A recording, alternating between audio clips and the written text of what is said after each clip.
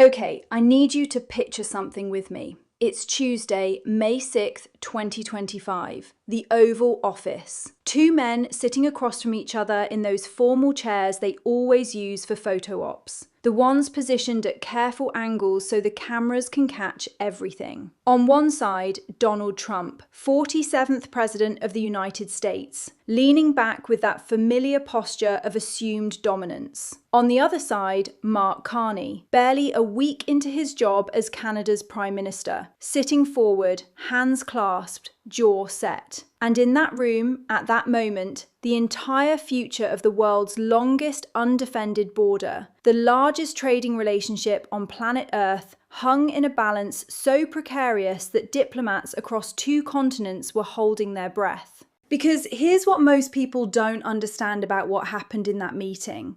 This wasn't diplomacy. This wasn't the usual dance of careful language and strategic ambiguity that defines relations between allied nations. This was a confrontation, a test of wills, the culmination of months of escalating threats, economic warfare, and rhetoric so inflammatory that it had fundamentally reshaped Canadian politics and threatened to tear apart a relationship that generations of leaders on both sides of the border had worked to build. Let me take you back, because to understand why this meeting mattered, you need to understand how we got here.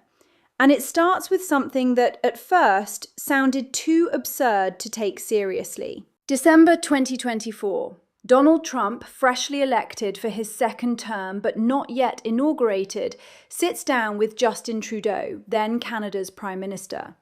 They're supposed to be discussing border security, maybe some trade issues. Standard stuff for two leaders whose countries share 5,500 miles of border and nearly $3 billion in daily commerce. But Trump doesn't stick to the script. Instead, he floats an idea. Canada should become the 51st state. Trudeau laughs. His team laughs. Because surely this is Trump being Trump, right?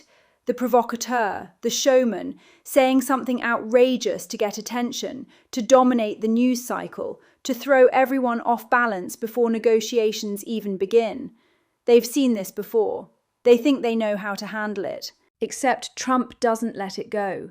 In January, he says it again, publicly, not as a joke, not as a negotiating tactic disguised as humour, but as a stated goal. He starts referring to Trudeau not as Prime Minister, but as Governor Trudeau. He posts on social media about how much better Canadians would have it under American governance. Lower taxes, he promises. Perfect military protection. All those tariffs he's threatening, they'd disappear overnight if Canada would just accept the inevitable. And then come the tariffs. 25% on Canadian steel and aluminium. 25% on cars and auto parts.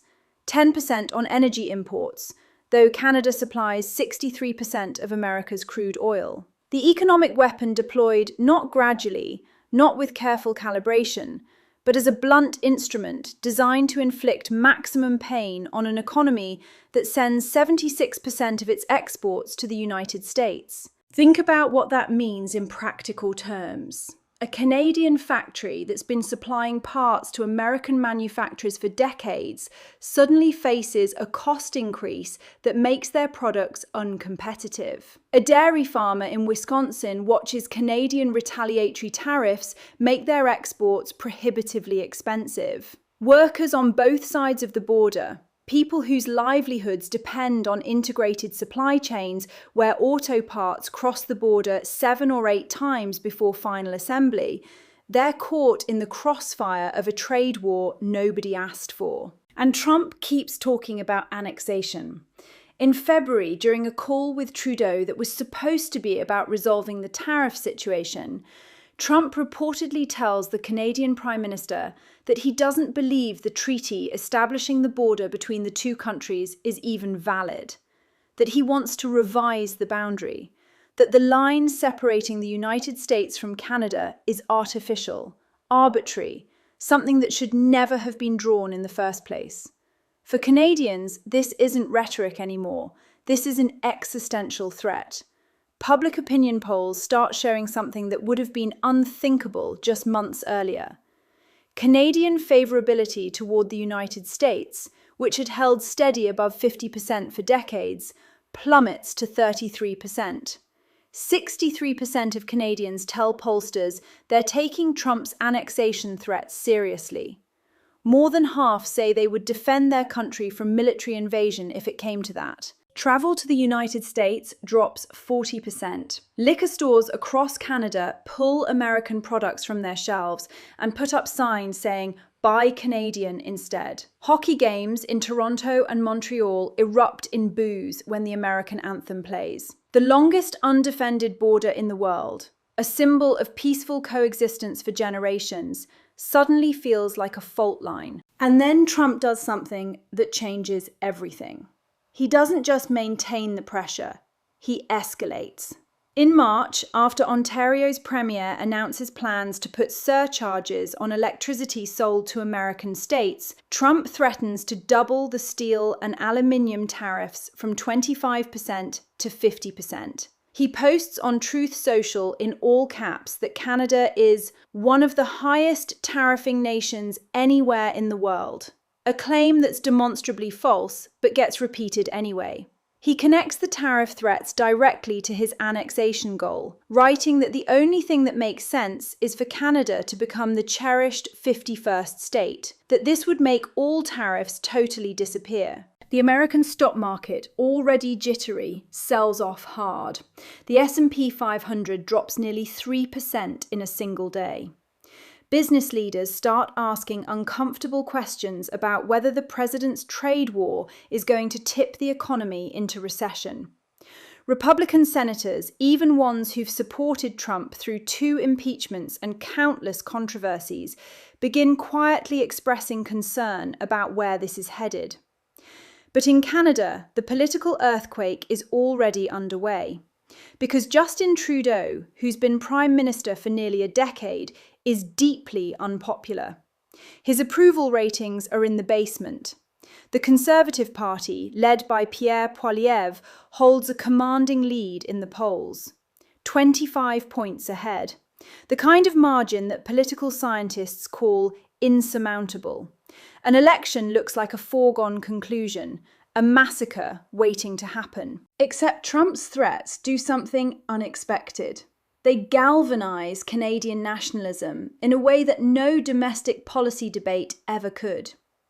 Suddenly, the election isn't about carbon taxes or cost of living or any of the issues Poilievre has been hammering for months. It's about sovereignty. It's about whether Canada will survive as an independent nation or be absorbed into an American empire that doesn't even try to hide its contempt. Trudeau resigns in January. The Liberal Party holds a leadership race, and the man who emerges is Mark Carney. Not a career politician, a technocrat, former governor of the Bank of Canada, who steered the country through the 2008 financial crisis. Former governor of the Bank of England, who guided the UK through Brexit. A man with a resume built on managing crises that seemed unmanageable. Carney's campaign message is blunt. Trump is trying to break us so he can own us. That will never happen. He coins a phrase that becomes a rallying cry. Elbows up.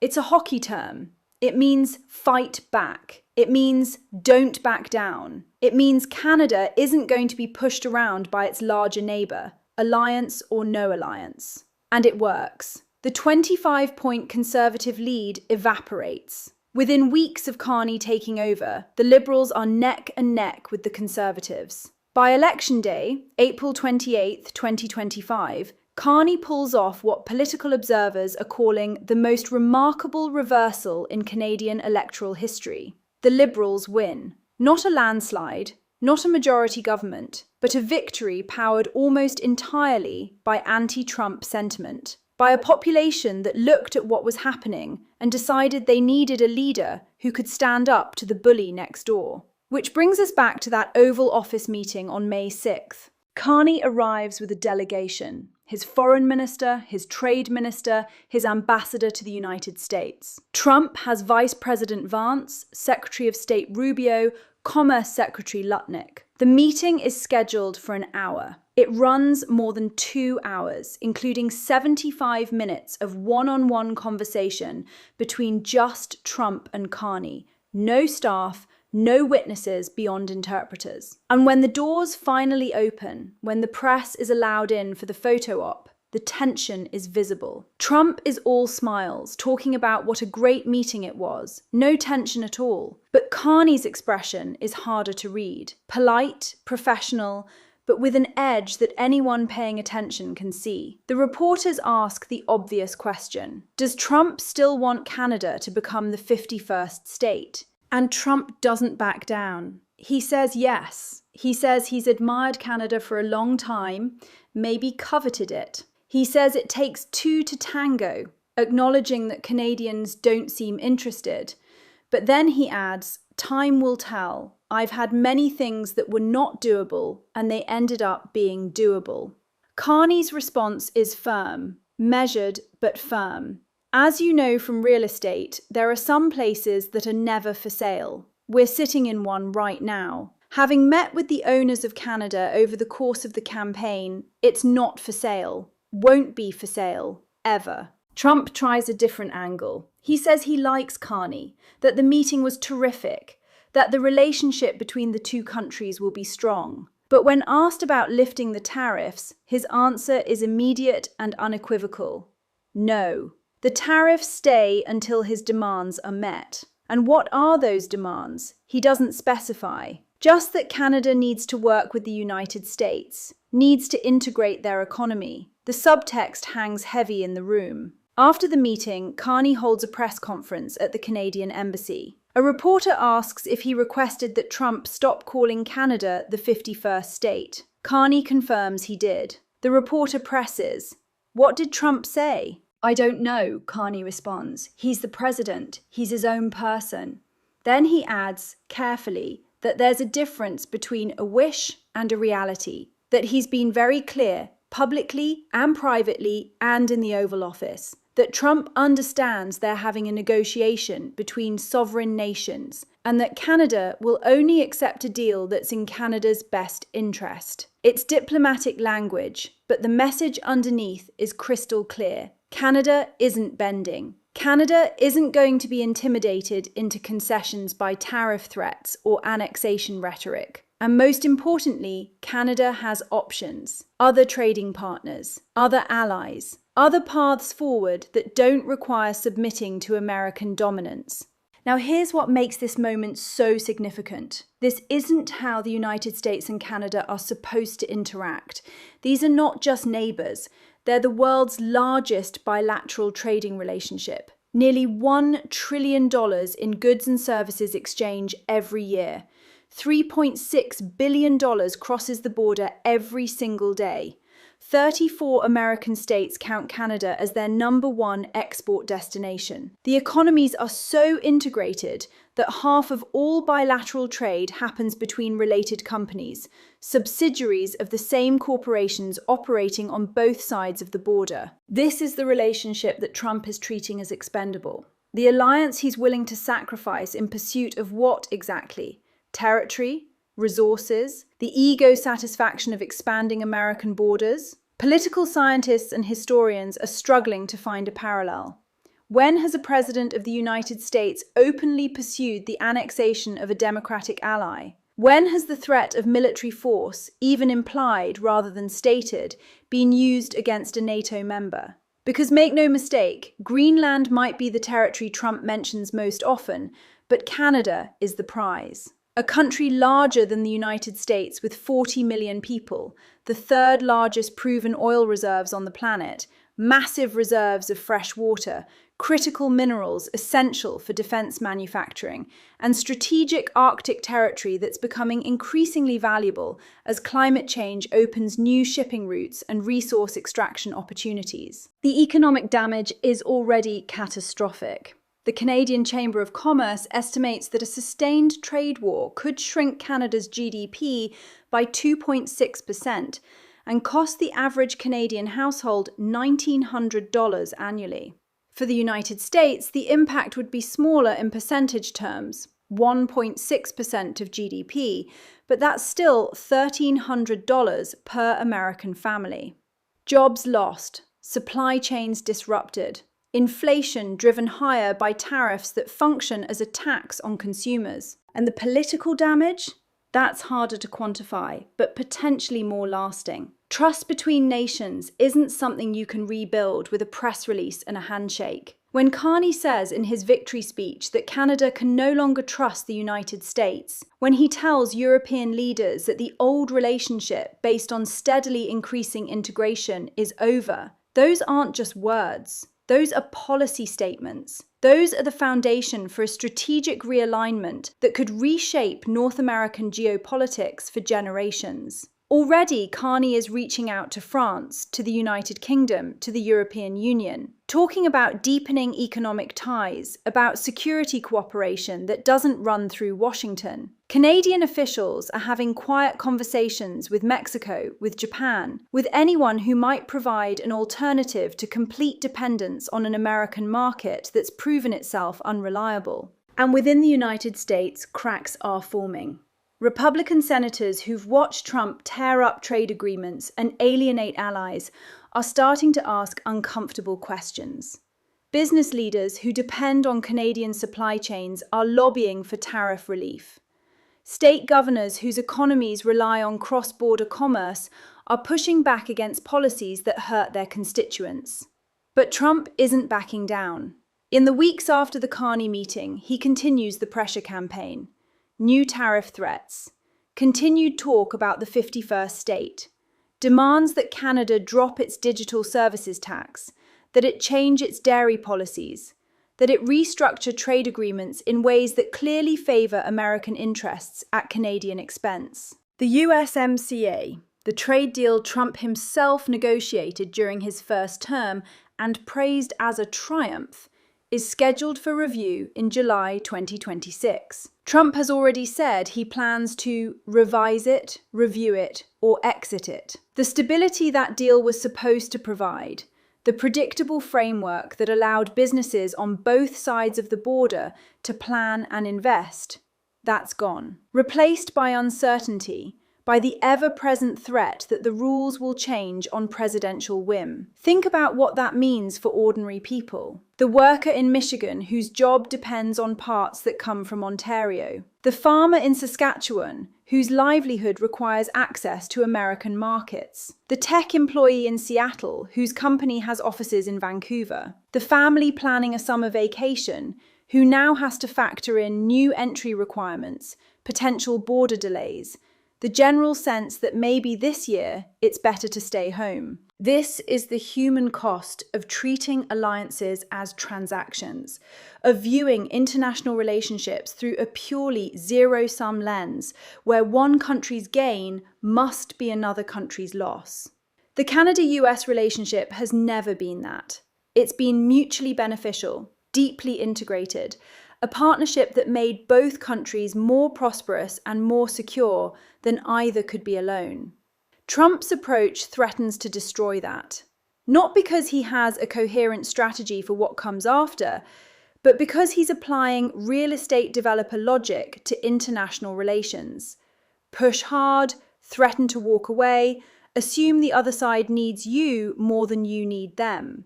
Except Canada isn't a contractor negotiating over a building project. Canada is a sovereign nation with its own interests, its own dignity, its own determination not to be bullied. And that's what the May meeting revealed.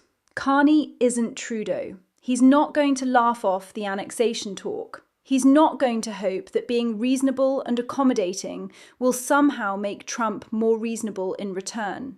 He's going to draw lines. He's going to say no. He's going to make it clear that Canada has alternatives and isn't afraid to use them. The question now is where this goes. Does Trump escalate further, imposing even more tariffs, maybe targeting Canadian energy exports in ways that would genuinely cripple the Canadian economy? Does he follow through on the threat to exit USMCA, throwing trade relationships into chaos? Or does he eventually recognize that this strategy isn't working? That punishing Canada doesn't make Canadians more willing to surrender their sovereignty? There's also the possibility that events overtake Trump's Canada obsession. The tariff war is contributing to inflation that's making American voters unhappy. Stock market volatility is shaking business confidence. The 2026 midterms are approaching, and Republicans in competitive districts are nervous about defending policies that seem designed to alienate allies and disrupt commerce. But for now, the impasse holds. Trump insists Canada should be part of the United States. Carney insists it never will be. The tariffs remain in place. The threats continue. And the relationship between two countries that share not just a border, but also language, culture, values, and decades of cooperation, that relationship is more strained than it's been in living memory. Stand back and look at the bigger picture for a moment, because this isn't just about Trump and Carney. It's not just about trade statistics or territorial ambition. It's about whether the rules-based international order that emerged after World War II, the system of alliances and institutions and norms that's kept the peace between major powers for 80 years, whether that system can survive when the country that created it decides it's no longer interested in upholding it. Canada is watching. So is Europe. So is every American ally trying to figure out whether they can still count on Washington to honor commitments, to respect sovereignty, to treat partnerships as more than zero-sum transactions. And what they're seeing in that Oval Office meeting, in Trump's refusal to let go of annexation rhetoric, even when it's clearly counterproductive, is a superpower that's decided the rules don't apply to it anymore. The meeting ends with both sides agreeing to continue talks, to work toward resolving the trade disputes, to find a path forward that serves mutual interests. But the words ring hollow when Trump won't stop talking about making Canada the 51st state, and Carney won't stop telling his citizens they can no longer trust America. There's a moment during the press availability, after all the formal statements, when a reporter asks Trump if he'll keep referring to Carney as governor. Trump pauses, seems to consider it, then says, probably not. He says he likes this guy, that Carney's terrific. But the subtext is clear. The threat remains. The pressure continues. This isn't over. And that might be the most important thing to understand about what happened on May 6th in the Oval Office. This wasn't a resolution. This wasn't diplomacy finding a middle ground. This was two leaders, two countries, staking out fundamentally incompatible positions